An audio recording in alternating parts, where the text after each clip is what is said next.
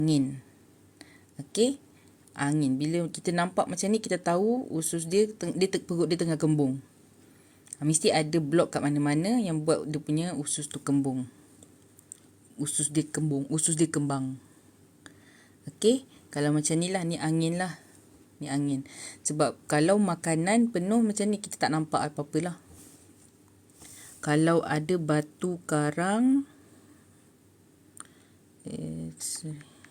abdomen.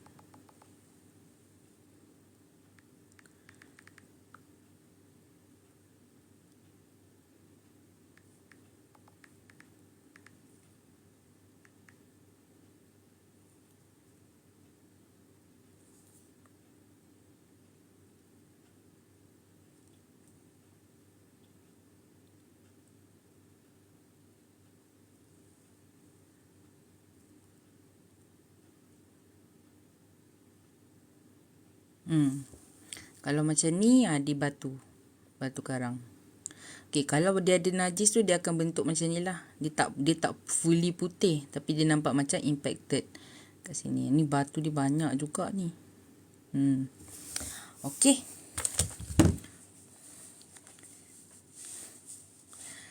Alright. Doktor macam mana nak tahu kalau ada abscess dekat area anus tu, dia bisul atau anal fistula? Yang tu kena check. Kena check dengan doktor. Okey, kalau dia bisul, kalau bisul, ni kan kulit, contohlah ni kulit. Kalau dia bisul, dia akan nampak merah, dan dia bengkak. Dia bengkak lah. Ini kita panggil bisul lah. Tapi kalau fistula, anal fistula tu, dia adalah satu lubang. Dia ada satu lubang kecil, kita panggil fistula. Lubang ni dia boleh, lubang ni mesti akan ada bakteria, kuman apa yang tersumbat kat sini. Dia boleh jadi infection. Bila dia jadi infection tu, dia akan bengkak lah. So fistula ni fistula ni adalah lubang. Sama ada lubang ni dia ada infection atau tak ada infection. Okey. So kena tengok dulu. Abscess, sebelum ada abscess tu, fistula tu dah ada ke belum? Boleh jadi fistula tu yang membuatkan ada infection dekat situ, dia jadi bisul. Tapi tak ada fistula pun dia boleh jadi bisul.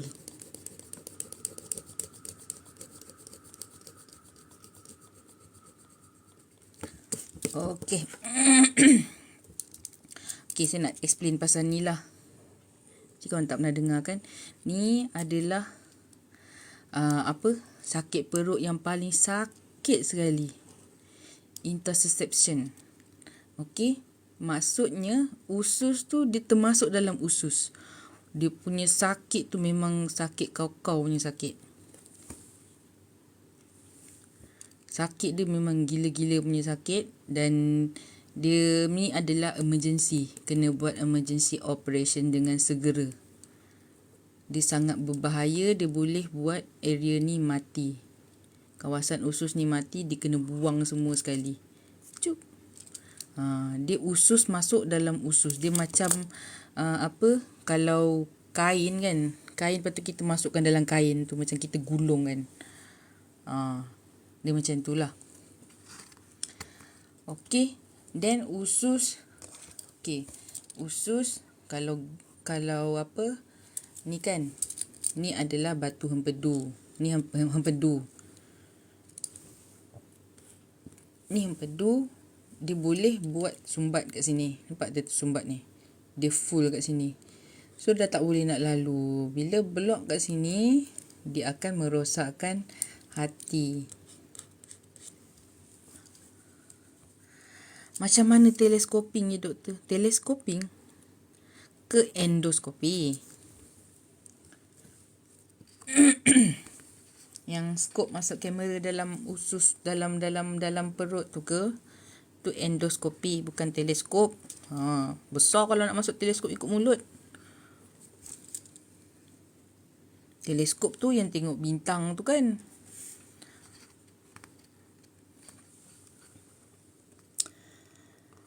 Okay. Ni adalah diverticulosis ni. Common lah. Tapi sometimes yang bahayanya dia boleh buat kanser. Ni kanser. Kanser usus. So siapa ni pun kanser. Nampak? So siapa yang ahli keluarga dia ada kanser usus, ada sejarah kanser usus, baik pergi cek. Kena buat cek berkala. Pemeriksaan berkala. Sebab dia ada risiko tinggi untuk kena kanser usus juga. Okey, untuk endoskopi yang masuk skop dalam perut. Kita akan masukkan skop. Skop tu ada dua jenis lah. Satu yang skop masuk bawah sini. Satu skop masuk bawah sini. Kita panggil kolonoskop. Kolonoskopi. Sorry lah tulisan doktor kan buruk lah. Yang kalau masuk dekat atas ni, kita akan panggil OGDS. Esophageal Gastroduodenal Scope. Dia kalau masuk ikut atas ni, dia akan tengok saluran ni, perut dan duodenum. Duodenum tu area sini lah. Sampai sini je dia boleh tengok. Duodenum. Sampai ileum dia dah tak boleh tengok dah. Skop kalau OGDS yang masuk ikut atas tu, dia akan tengok saluran dekat esophagus ni. Ada yang keradangan ke, ataupun ada yang ni kita panggil esophageal varices. Esophageal varices ni adalah salur darah yang bengkak dekat saluran sini. Biasanya dia ada pada orang yang ada masalah hati, penyakit hati. Kita akan cek kat sini. Lepas tu bila dah tengok kat sini, dia akan masuk kat sini. Okay, yang ni adalah gastric ulcer. Okay, kalau orang yang selalu sangat gastrik kan, selalu sangat makan ubat tahan sakit, selalu sangat makan ubat-ubat tradisional, dia boleh buat gastric ulcer. Gastric ulcer ni dia akan buat simptom gastrik lah. Pedih ulu hati yang berpanjangan sampai 6 bulan, tak sembuh-sembuh juga. Okay, dan kita nak tengok struktur dekat dalam ni. Ni kanser perut. Kanser perut. Biasanya masa skop tu nanti dia akan ambil sampel ni, dia akan hantar ke makmal. Okay, ni keradangan lah. Keradangan tu biasanya gastrik lah. Alright, so dia masuk dekat sini, sampai kat sini. Lepas tu dia akan tengok lubang kat sini. Lubang kat sini yang pergi ke empedu, tapi dia takkan masuk lah. Alright. Okay. Dah check dah sebelum ni, tapi doktor cakap bukan fistula. Tapi sekarang ni dia nak tumbuh satu lagi pula. Okay, kalau bukan fistula, maksudnya bukan fistula lah. Mungkin cuma penyembuhan bisul tu yang tak sembuh sempurna ke. So kalau dia nak tumbuh lagi satu, pergi cek balik. Makan kena ambil antibiotik cepat-cepat supaya dia tak makin besar. Okay, so kita tengok pula kalau dia masuk skop ikut sini. Satu, kita nak tengok salur darah kat sini lah. Kan buasir kan. Buasir kita tengok dekat skop sini. Lepas tu dia akan tengok masuk sampai kat sini. Ni apa benda ni? Macam kanser ni. Okay, macam kanser. Dia akan masuk dan ni mesti dia akan ambil sampel kat sini. Lepas tu dia akan tengok kat sini. Orang yang ada UC ni, ulcerative colitis ni, dia ni perut dia akan sensitif. Kejap-kejap sakit perut. Kadang benda ni kita susah nak diagnosis. Kalau datang dekat klinik biasa kan, kita susah nak diagnosis lah. Cakap sebab dia datang simptom dia kejap-kejap nak berak, lepas makan je nak berak. Kadang boleh jadi usus dia terlampau aktif. Kadang boleh jadi sebab benda ni. Kejap-kejap dia cerit. So benda ni hanya kita boleh tahu daripada kolonoskop. Kolonoskop pun dia akan ambil sampel ni, dia akan ambil sikit sampel ni, cubit sikit, hantar ke makmal untuk tahu benda tu adalah keradangan usus. Alright, yang diverticulosis ni dia dekat luar usus, dia tak nampak pun dekat belah dalam. Cuma dalam kita boleh nampak polip lah. Polip tu benda macam ni juga tapi dia dekat belah dalam. So dia akan tengok sampai sini je.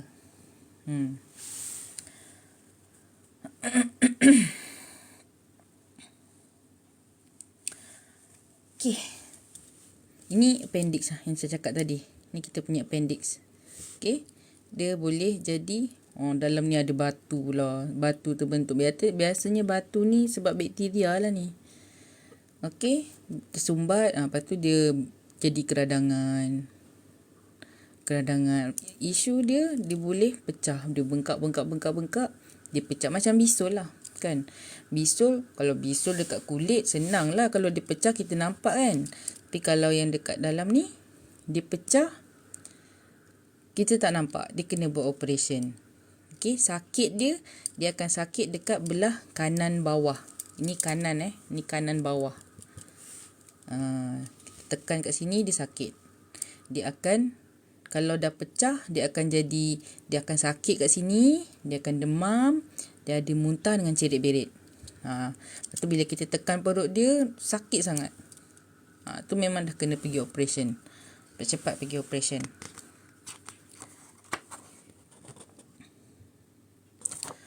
Okey.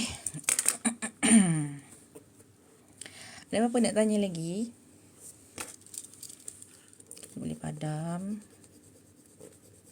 Saya suka tau pakai pen ni. Pen friction. Nampak ke? Saya pakai Pilot Friction. Dia boleh padam. Tapi dia tak boleh pakai untuk dokumen yang rasmi. Sebab nanti bila panas, dia punya ink hilang. Macam ada kes apa tu? Ada budak sekolah kan. Dia ambil exam kan. Dia pakai pen friction kan. Lepas tu dia dapat markah kosong. Sebab cikgu dia ingat dia tak jawab soalan. Sebab kosong sebab dia pakai pen friction. Mana boleh.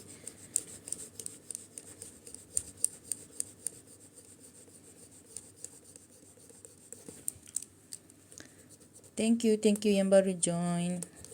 Dia dah habis cakap pasal perut dah ni. Siapa pernah buat skop? Pernah buat skop ke As?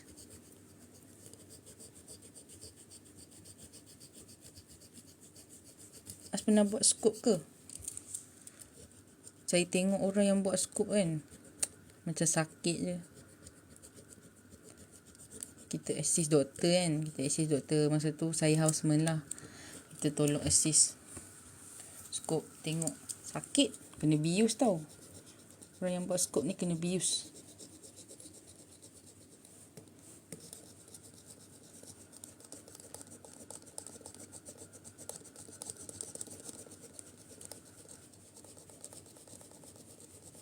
Ada kerja pula korang nak kena tengok saya ni kan. Padam benda ni.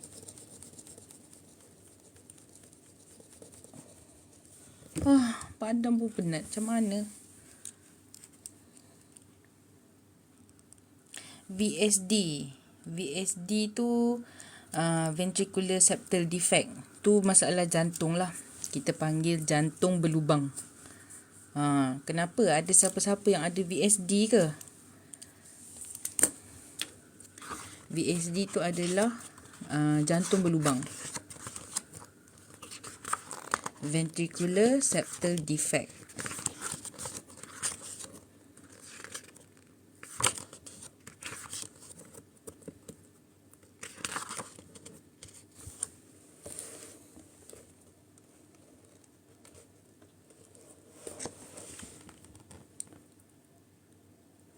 Tiga puluh 35, 36.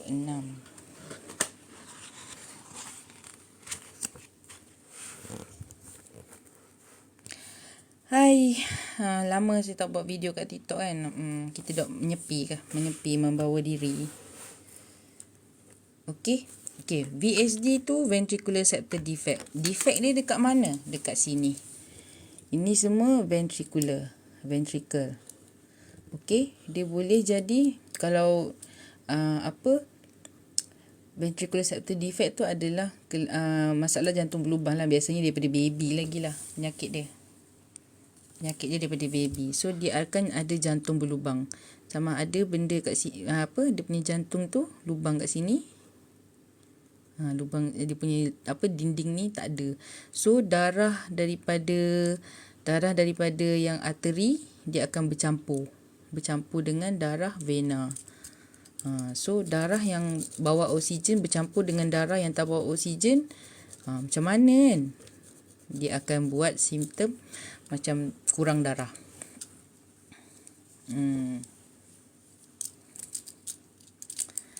Okay.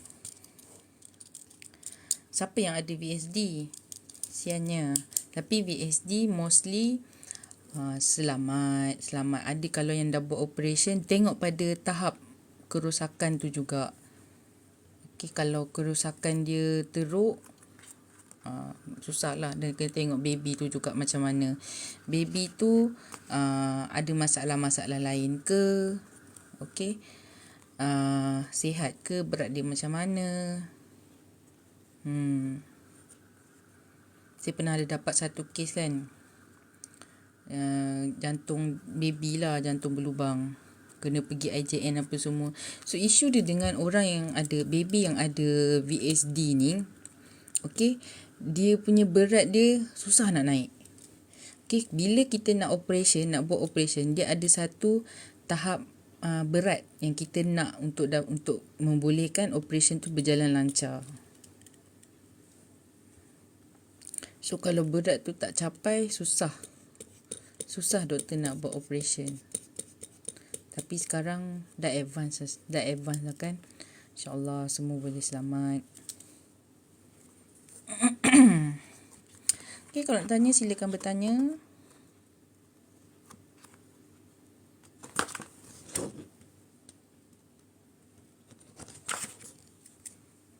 Okay, kita nak cerita pasal kolesterol. Okay, ni nampak ni. Ini adalah saluran darah yang normal. Cun melecun, sorry.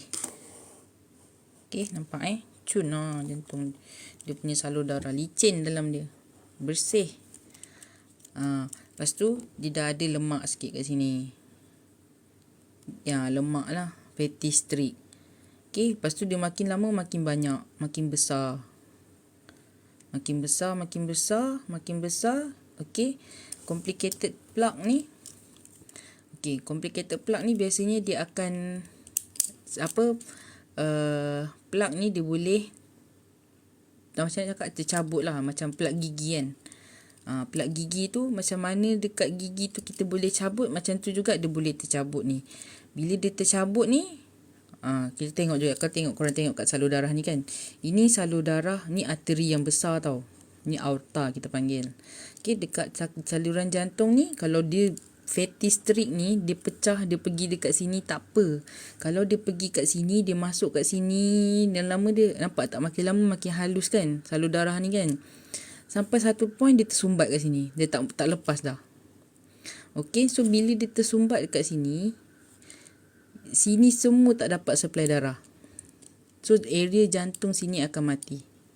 Macam ni. So area jantung situ akan mati. Jantung sini. So unless kita buat urgent lah. Ni yang kena serangan jantung kan. Masuk. Kalau korang pernah tengok doktor buat angiogram. Dia masukkan ni. Lepas tu dia color, dia x-ray. Dia nampak mana yang tersumbat. Dia buat stand dia untuk kembangkan ni. Dia tarik benda ni, pecahkan. Lepas tu baru area ni hidup. Sebab itu kita cakap kalau ada macam serangan jantung, dia jangan, tak boleh tunggu lama-lama. Sebab jantung ni adalah otot yang sangat penting. Dia pump darah kot.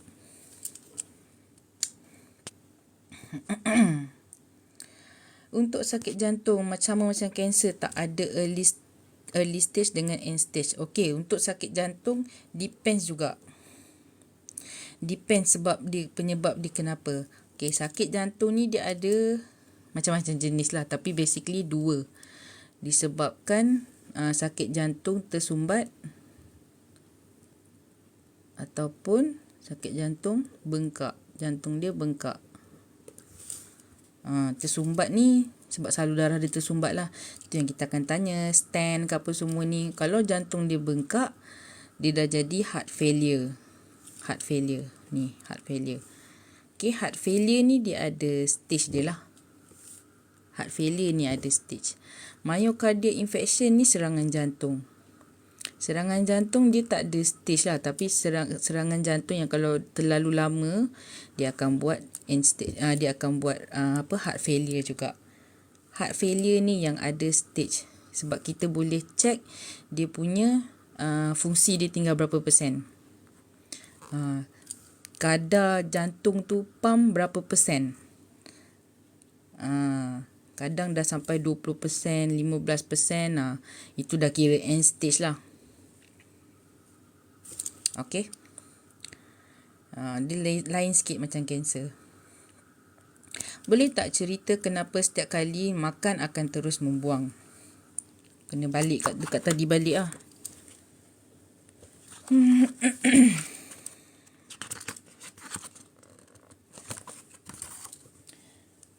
Kita pergi kat depan.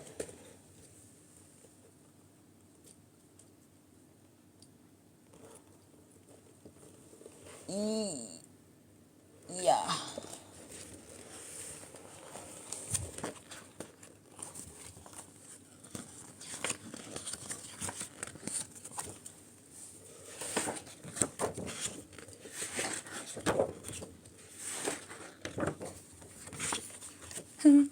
Dua, tiga, empat, lima. Ni.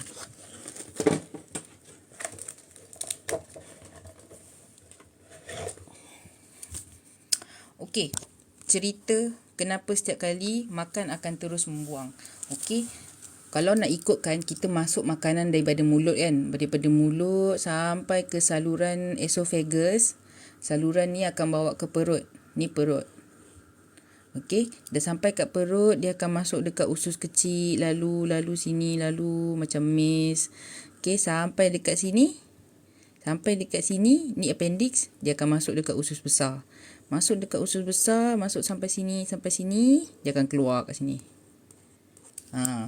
Okey. Total semua benda ni berlaku adalah dalam paling lambat 72 jam lah. 72 jam.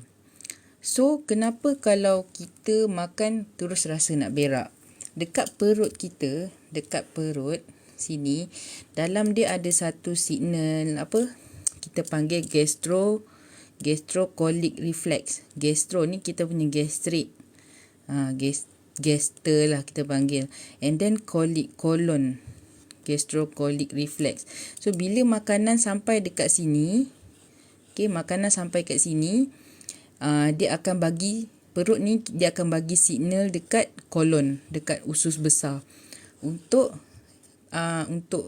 kosongkan usus ni, sebab dah ada makanan baru. Makanan baru yang nak kena proses, nak kena simpan dekat sini lah. So, dia kena clearkan, usus besar kena clearkan apa segala isi dekat dalam ni untuk bagi ruang kat makanan dalam perut ni diproses di kemudian hari. So, bila dah makan, dia akan bagi signal dekat usus, kosongkan bahagian ni sebab ada makanan baru nak masuk. So, dia kena keluarkan lah. Sebab itulah bila lepas makan, terus rasa nak berak. Bukan apa yang kita makan tu terus berak. Usus kita bukannya macam ni Bukan macam ni keluar terus. Okay. So, kalau orang yang buang air besar normal, bukannya setiap hari kena buang. Bukan setiap hari kena buang. Kalau tak setiap hari tu tak normal. Normal kita buang air besar 3 kali sehari sampai 3 kali seminggu.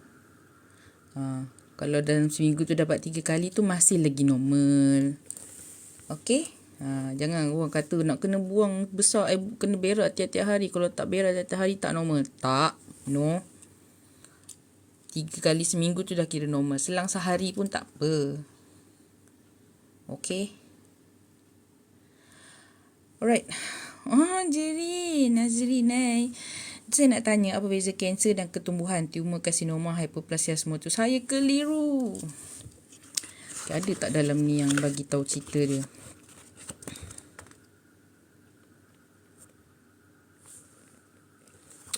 Okey lah. Belakang ni kosong kot. Okey lah. Ketumbuhan. Kanser. Kanser tu, okey. Kanser tu adalah karsinoma. Samalah. Okey, kanser ni bahasa layman dia. Layman term. Bahasa masyarakat kanser ni bahasa mediknya. Sorry lah tulisan doktor buruk sangat ni. Okey. Kanser tu adalah karsinoma, samalah. Ketumbuhan tu, benda yang tumbuh lain daripada yang lain lah. Okey, ketumbuhan ni dia tengok jinak ataupun ganas. Ganas ni adalah kanser. Okey, jinak ni tumor. Okey, faham. Hyperplasia tu macam mana? Hyperplasia tu samalah macam ketumbuhan juga. Hyperplasia tu dia adalah bahagian tu dia tumbuh besar daripada yang lain. Kalau ketumbuhan tu dia boleh jadi macam ni kan. Ni dinding dalam lah. Tak apa-apalah kan. Okey, ini ketumbuhan. Ni pun boleh jadi ketumbuhan. Dia ganas ke, dia besar ke, besar dia jadi ganas tak sama. Ketumbuhan. Semua ni ketumbuhan. Ganas atau tak je. Hyperplasia pun boleh jadi juga. Tapi hyperplasia tu dia lebih kepada dekat bahagian otot. Apa benda yang ada otot. Macam rahim. Okey. Jantung. Pembesaran. Hyperplasia. Tak payah pening-pening. Alright.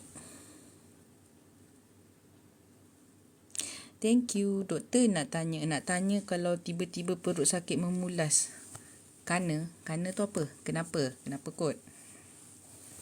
Perut tiba-tiba sakit memulas. Sakit perut lah tu. Kena tengok juga. Perut tu sakit, dekat mana yang sakit?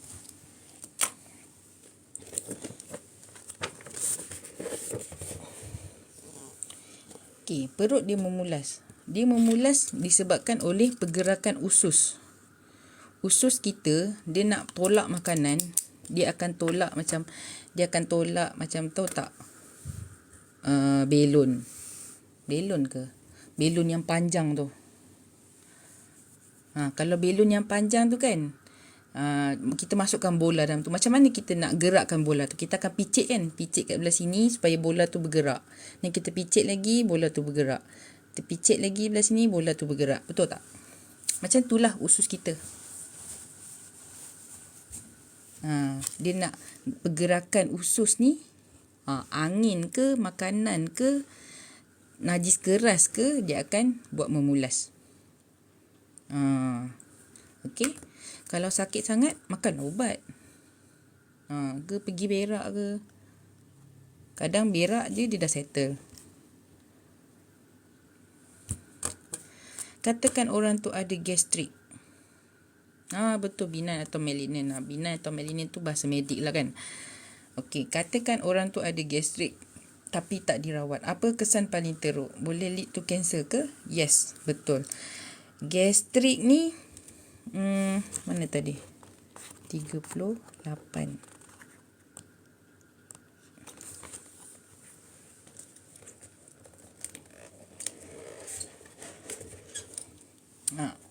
Okey, gastrik kalau tak dirawat sebenarnya kan, kena tengok jugalah. Kalau gastrik tu dah tak sembuh, dah makan ubat apa semua, tapi dalam 6 bulan berterusan sakit dia tak sembuh-sembuh juga, walaupun dah kawal makan apa semua, kena buat skop. So bila kita buat skop tu baru kita tahu kenapa, apa masalahnya. Sebab boleh jadi kanser. Ni kanser. Okey. Nampak tak hyperplasia of the stomach lining? Ni sebenarnya kanser. Alright. So Kita akan buat skop, kita tengok apa masalah kat dalam ni. Yes, betul. Kalau gastrik yang tak dirawat, dia boleh leads to cancer juga. Lagi satu, kalau kita panggil acid reflux. Acid reflux lah. Ataupun GERD, which means acid dekat dalam ni dia tumpah ke atas. Dia naik ke atas. Okey, kita punya saluran dalam ni dia tak boleh tahan dengan asid dalam perut. Asid dalam perut ni pH dia 1/2. Tahu tak betapa asid ni. Okey, dalam ni dia tak tahan. So bila dalam ni tak dirawat, okey, GERD yang tak dirawat dia akan buat Barrett's esophagus. Dia akan buat Barrett's esophagus ni boleh jadi kanser. Tak nampak dah pula kan. Ni kanser. Kanser esophagus, Barrett's esophagus ni kanser perut. So kita bagi minimum 6 bulan. Kalau 6 bulan still sakit perut gastrik tu tak kurang-kurang juga, kena buat skop. Kita suggest buat skop. Check kenapa. Okey, kadang kalau yang ada duit ke panel insurance ke kan, yang ada insurance ke, yang ada duit boleh pergi hospital swasta ke, nak buat cepat tak ada masalah.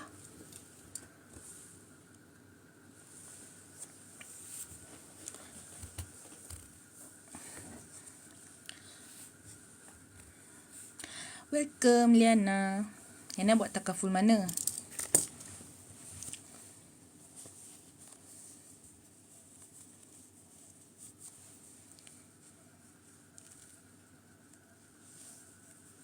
Oh, Great Eastern. Saya ada kawan lah yang buat Great Eastern juga, nama dia KA. Khairul Anwar.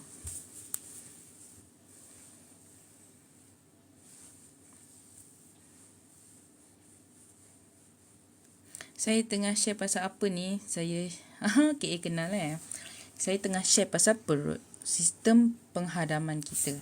Tadi ada termasuk sikit pasal jantung lah sikit. Kenal KA, famous lah dia. Kawan sekolah dulu.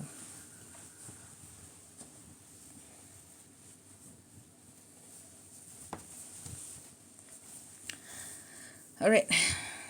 Okay, kita bagi tahu balik ni appendix. Siapa masih ada appendix? Siapa yang dah buang appendix? Topik kita perut.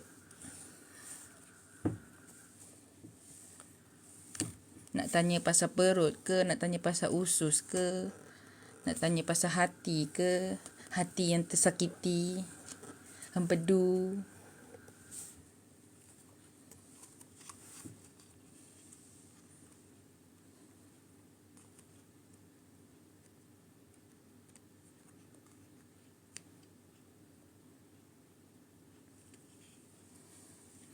Pasal hati. Hati yang tersakiti kan. Sakit hati nampak.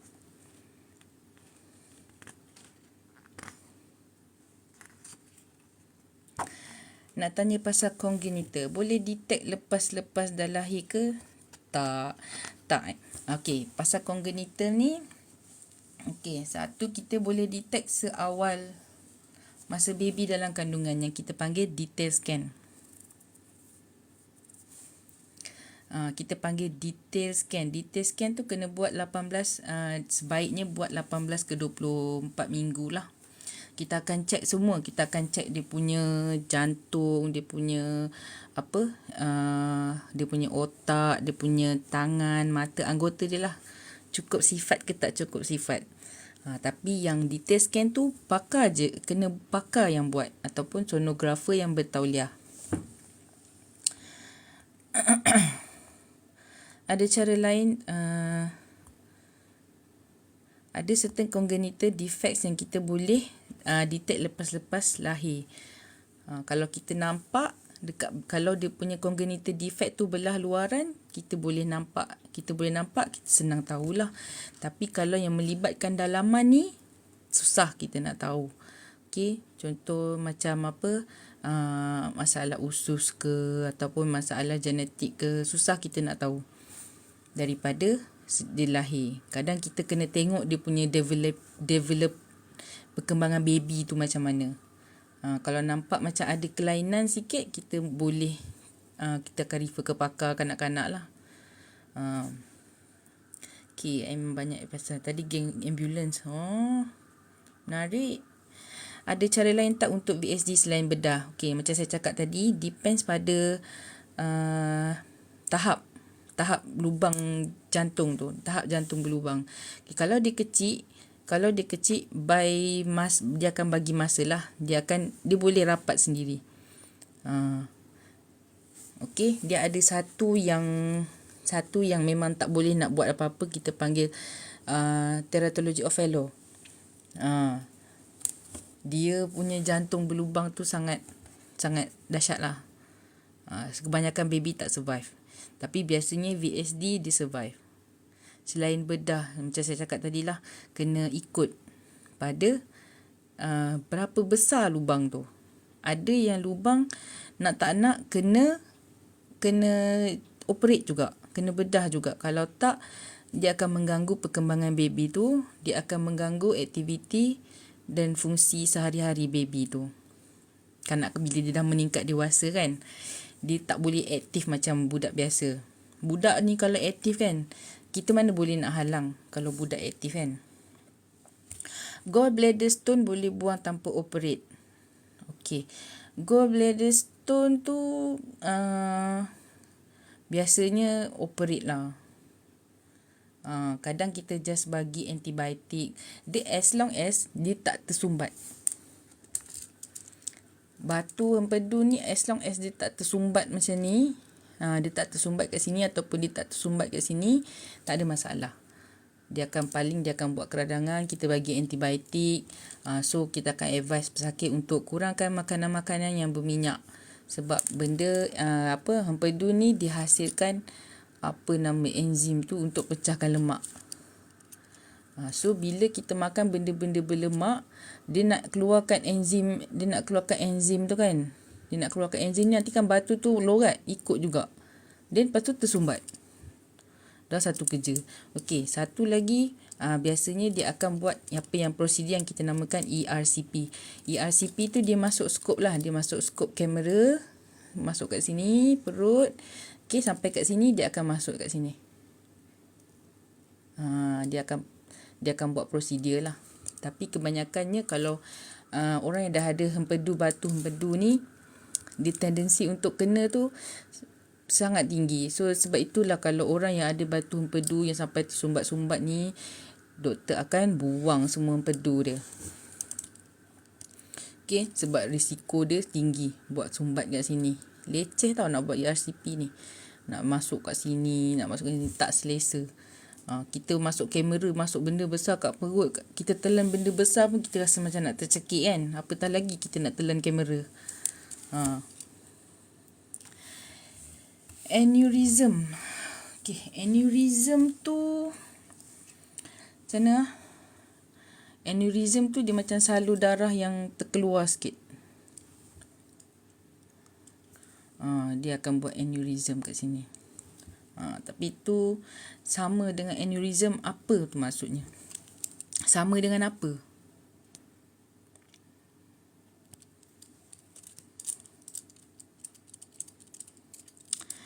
Okey, boleh terangkan tak buang air besar tu kalau normal dan tak normal? Dan ada masalah kat mana kalau tak normal? Nak bersin. Okey.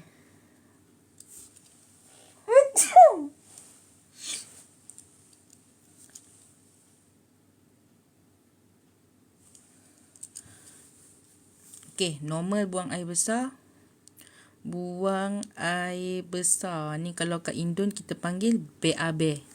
BAB yang normal adalah 3 kali sehari sampai 3 kali seminggu. Ni normal. Ikut juga pada konsistensi dia. Lembik ke, cair ke, air je ke, cerit-berit air ke, ataupun keras macam batu, ataupun macam tahi kambing bulat-bulat. Itu kira sembelit lah. Okey, masalah buang air besar kalau tak normal tu usus lah. Masalah dia dekat usus. Masalah dekat usus. Okey, sebab biasanya kalau dekat usus ni, okey, dia akan simpan najis paling lama pun 72 jam. Dekat sini biasanya dia akan penyerapan air, dia akan serap air. Air akan diserap balik. Makin lama simpan kat sini makin keras lah. Okey. Banyak minum air, banyak makan sayur, serat apa semua tu. Sekarang ni kalau nak tengok orang yang cakap apa untuk membersihkan usus. Membersihkan usus dari apa? Nak mensucikan usus ke? Sebab usus ni memang dah diciptakan untuk kotor. Simpan najis kan kotor lah kan. Kita nak cuci bersih-bersih nak buat apa? Memang tempat dia kotor. Okey.